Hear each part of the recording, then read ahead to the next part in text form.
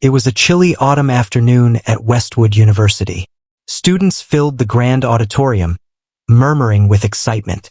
The university had announced a surprise guest speaker, someone who had overcome immense struggles to achieve greatness.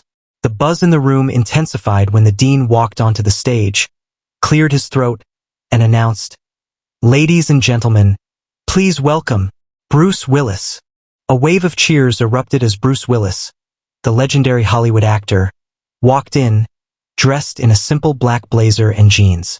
Though time had added a few wrinkles to his face, his presence was as charismatic as ever.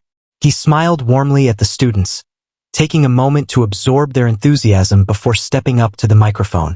"Wow," Bruce chuckled, his deep voice resonating through the hall. "I don't think I've heard a cheer like that since my die-hard days." The students laughed, instantly feeling a connection with him. Bruce looked around the room, his eyes scanning the eager young faces. "You see me now as an actor, as John McClane, as a guy who made it big in Hollywood. But what you don't see is the struggle. The nights I slept on a couch. The days I doubted myself. The moments I almost gave up." He paused, letting the words sink in. The hall fell silent. "If you've ever felt lost, stuck, or like you don't belong, I've been there too. And today, I want to tell you my story." Bruce took a deep breath, adjusting the microphone. His voice softened as he began to peel back the layers of his past. "I was born in Idar-Oberstein, West Germany, in 1955. My dad was an American soldier, and my mom was a German woman. When I was 2, we moved to New Jersey to a small town called Carneys Point. Life wasn't easy. My father worked as a welder, and my mother worked at a bank. We weren't poor, but we weren't well off either. Just a regular blue-collar family trying to get by." The students listened intently as he continued. "But my biggest struggle growing up? It wasn't money. It was my stutter." A murmur spread across the hall. They hadn't expected this. "Yeah," Bruce nodded. "I had a terrible stutter as a kid. Speaking even one sentence was a battle. Every time I tried to talk, I felt trapped inside my own head. I became the quiet kid, the one who didn't want to raise his hand in class. You know how it feels when you want to say something, but your own voice betrays you." He paused, looking around. Some students nodded, relating to his words. "It was humiliating," Bruce admitted. "But then, something happened. I found something that made my stutter disappear." He leaned forward, gripping the podium. The stage. The room grew even quieter. "The first time I stepped onto a stage in high school, it was like magic. I could speak without stuttering. I could express myself. Acting, performing, it was my escape. And from that moment on, I knew what I wanted to do." He smiled, but then his expression turned serious. "But knowing what you want and getting there, that's an entirely different battle." Bruce glanced at the audience, his eyes reflecting the weight of his memories.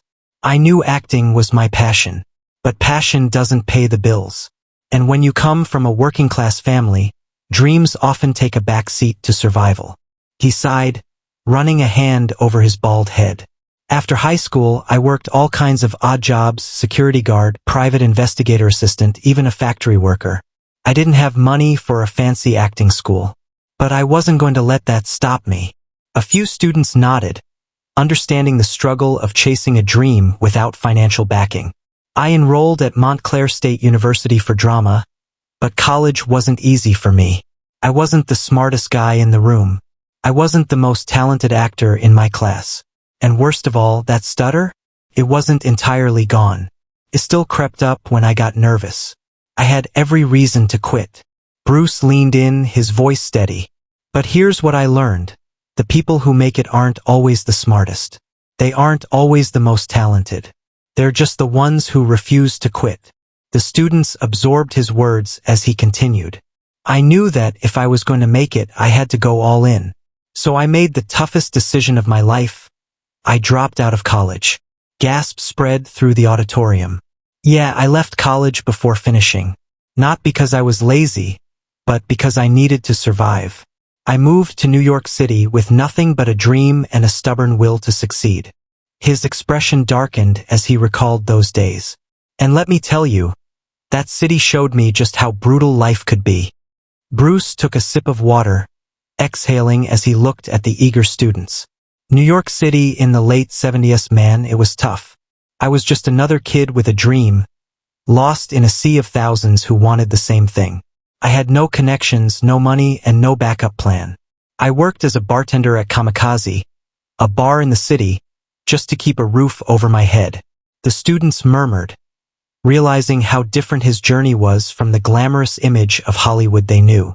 I lived paycheck to paycheck, sleeping on couches and in tiny apartments with roommates who were just as broke as I was. Auditions? Oh, I went to hundreds. I'd stand in long lines, sometimes in the freezing cold, just for a chance to read 2 lines in a commercial. And 9 times out of 10, I'd hear the same thing. Next! He paused, his voice thick with emotion. There were nights I went to bed hungry, nights I questioned everything. Maybe I'm not good enough. Maybe I should give up. But you know what?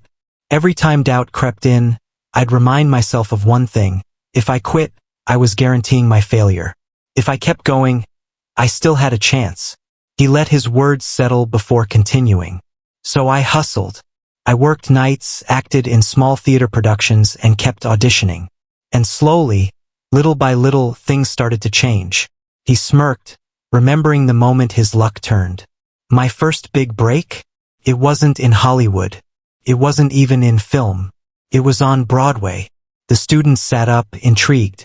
I became an understudy for Ed Harris in a play called Fool for Love. And let me tell you something. Standing on that stage, feeling the audience's energy, I knew this was where I belonged. His expression turned serious. But a Broadway play wasn't enough to pay the bills. I needed something bigger. And soon enough, fate threw me a curveball. Bruce chuckled, shaking his head. You ever hear people say, right place, right time? Well, that was me. But let me tell you something, it wasn't luck. It was years of struggle leading up to that one moment. The students leaned forward, eager to hear more. So, I'm still bartending, still doing theater, still hustling. One night, a casting director comes into the bar. She's talking about this new TV show called Moonlighting. Now, the lead actor they originally cast, he dropped out, and they were scrambling to find a replacement. He grinned. Now, I wasn't even on their radar. They wanted a clean-cut, charming leading man. I was a balding bartender with a scruffy look and a smart mouth. Not exactly Hollywood's idea of a star. A few students laughed, and Bruce nodded. But I didn't care. I showed up at the audition anyway. And let me tell you, this wasn't just any audition. They were looking at over 3,000 guys. 3,000. Gasps rippled through the room. Bruce continued. I walked into that audition with nothing to lose. I gave it my all. And guess what? They liked me. They saw something in me. I wasn't the guy they originally wanted, but I was the guy they needed. He leaned in, his voice full of intensity. That's what I want you all to understand. Sometimes, life won't give you what you want, but it will give you what you need. You just have to be ready to grab it. He straightened up, his smile widening. And just like that, Moonlighting happened. That show changed my life. Suddenly, I wasn't just a bartender anymore. I was a star. The students clapped, but Bruce held up a hand. But let me tell you something. Success didn't mean the struggle was over. No. It only meant the battles got bigger. Bruce let the applause settle before he continued, his tone turning reflective. Now, you'd think that once you make it, life gets easy. That's what I thought too. But here's the truth. They don't tell you about the pressure that comes with success. He adjusted his stance, locking eyes with the students. Moonlighting was a hit. Suddenly, I was on magazine covers. People recognized me on the street. But here's the catch, I wasn't making millions. I wasn't a movie star. I was still just that TV guy. And back in the 80s, TV actors weren't taken seriously in Hollywood. He smirked. So, when I told people I wanted to do movies, you know what they said? Stick to TV, Bruce. You'll never be a leading man on the big screen. The students murmured, some shaking their heads in disbelief. Bruce's smile faded. I can't tell you how many times I heard the word no. No, you're not good looking enough. No, you don't have the right presence. No, you're not a movie star. He exhaled. But here's the thing about me. I don't let other people decide my future. So, when I heard that a new action movie was looking for a lead actor, I went after it. He paused, looking around the room. Now, this wasn't just any action movie. This was Die Hard. The auditorium erupted in cheers, but Bruce quickly held up a hand. Hold on. It wasn't that simple. You see, I wasn't the first choice, or the second, or the third. They wanted big names: Schwarzenegger, Stallone, Harrison Ford. Nobody thought Bruce Willis could carry an action movie. He leaned on the podium, his voice steady. But the director, John McTiernan, saw something in me. He saw that I wasn't the typical action hero. I was just a regular guy, a guy who could get hurt, a guy who could be scared, a guy who could make you laugh. And that's what made John McClane different. He smiled. When Die Hard hit theaters, everything changed. The movie was a smash hit. Suddenly, the same people who told me no were calling me a superstar. He let the applause die down before his expression turned serious again. But you know what? Success doesn't erase struggle. It just gives you new challenges. And some of those challenges, they nearly broke me. Bruce let out a deep sigh, rubbing his hands together as he looked at the students. Success is a funny thing. When you're struggling, all you want is to make it. You think once you have money, fame, and respect, everything will be perfect. But let me tell you something, success comes with a price. The room was silent, the students hanging onto his every word. After Die Hard, my life changed overnight. I went from a struggling actor to one of the biggest names in Hollywood. Studios threw money at me, the paparazzi followed me everywhere, and everyone wanted a piece of Bruce Willis. He paused, his expression darkening. But you know what happens when you're always in the spotlight? You start losing yourself. A few heads nodded in understanding. I worked like crazy, movie after movie. No breaks. I told myself I had to keep going because this industry is ruthless. One wrong move and you're done. I was afraid of losing what I had worked so hard for. His voice softened. But that fear eats away at you. I started feeling empty. The pressure, the expectations, the constant need to prove myself. It got to me. I made mistakes. I let my ego get in the way. I hurt people I cared about. Bruce looked around. His eyes filled with emotion. There were nights I'd sit alone in my big house, surrounded by everything I ever wanted, and feel nothing. No happiness. No peace. Just exhaustion. The student sat still, taking in his words.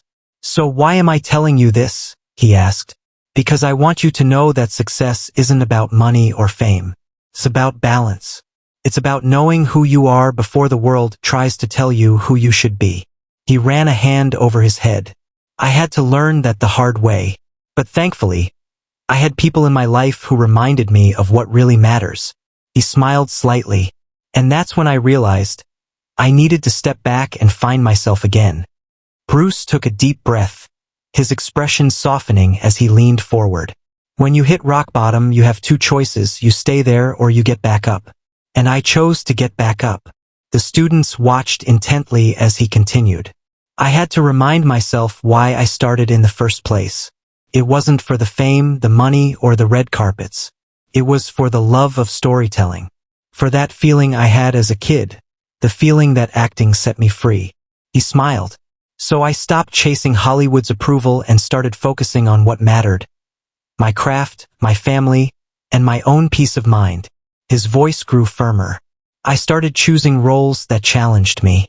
Movies like The Sixth Sense, Unbreakable, and Looper, roles that let me push myself as an actor, not just an action star. And you know what? That's when I felt alive again. He looked around the room, his gaze filled with wisdom. But the biggest change wasn't in my career. It was in my mindset. I learned that success isn't about how much you have. It's about what you give back. He pointed at the students. You all have dreams. And trust me, you will face rejection. You will hear no more times than you can count. People will doubt you. Some will even laugh at you. He paused, letting the weight of his words sink in. But here's the truth. Success isn't about being the best. It's about refusing to quit. The students nodded, inspired by his words. So, I started using my success to help others. I mentored young actors, supported charities, and made sure that my struggles weren't just lessons for me, but lessons I could pass on. His voice grew softer. And that's why I'm here today, to remind you all that your struggles don't define you. Your perseverance does. He exhaled, a proud smile forming on his lips. Because if a stuttering kid from New Jersey can make it, so can you. The students erupted into applause, but Bruce held up a hand. I have one last thing to tell you. Bruce waited for the applause to settle before continuing, his voice steady yet filled with emotion. One thing I've learned over the years is that life doesn't move in a straight line. It twists, it turns, it throws you curveballs when you least expect them. He sighed, his gaze softening. In recent years, I've had to face one of the biggest challenges of my life, stepping away from acting because of my health. The students grew quiet, knowing about his diagnosis of frontotemporal dementia. I won't lie to you, it's been tough. Imagine spending your whole life doing what you love, and then suddenly, it's taken away from you. First, I was angry. I was scared. But then I remembered something. His expression grew determined. Life is always changing. You don't get to control everything that happens to you, but you do get to control how you respond to it. He looked at the students, his voice filled with conviction. I could have let my struggles break me. I could have given up. But that's not who I am. And that's not who you are either. A deep silence filled the room. Bruce's words weren't just inspiring. They were real. They came from a man who had seen both sides of life, the glory and the pain. You're all sitting here today because you want to build a future for yourselves. You want success, and you deserve it. But just remember, success isn't about never failing. It's about how many times you stand back up. He smiled.